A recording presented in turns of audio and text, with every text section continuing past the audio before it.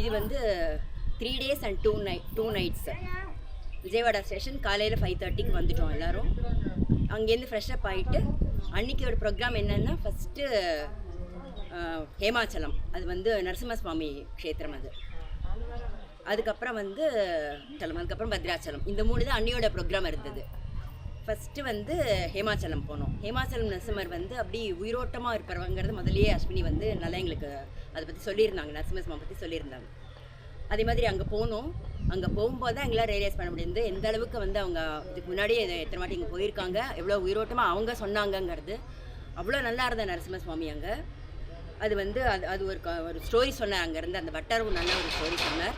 அங்கே இருந்த ராஜாவுக்கு வந்து கனவுல போய் நரசிம்மர் வந்து சொன்னாராம், இந்த மாதிரி இந்த மலையில் நடுவில் இருக்கேன், என்னை மீட் எடுத்துன்னு வா அப்படின்னு சொன்னார்.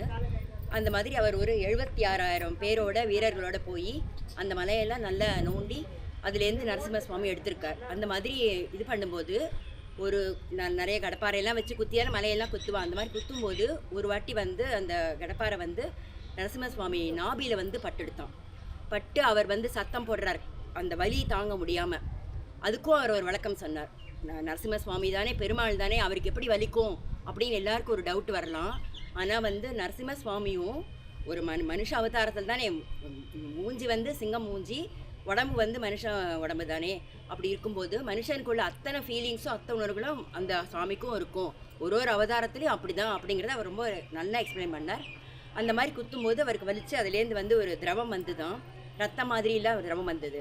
உடனே வந்து நம்ம வந்து என்ன பண்ணுவோம், ஏதாவது அடிபட்டிருந்தால் அதுக்கு ஒரு மஞ்சளும் சந்தனமோ ஏதோ ஒன்று அரைச்சி பூசிப்போம்.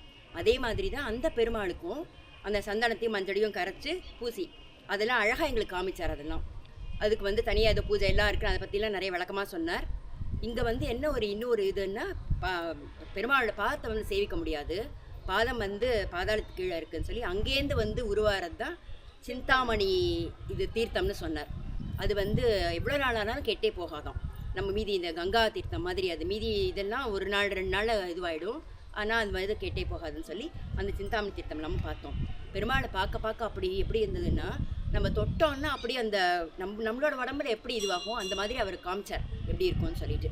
அவ்வளோ அழகாக அவ்வளோ நிம்மதியாக பிரார்த்திக்க முடிஞ்சுது. எல்லாம் எங்களுக்கு அற்புதம் நடந்து முடிஞ்சுது.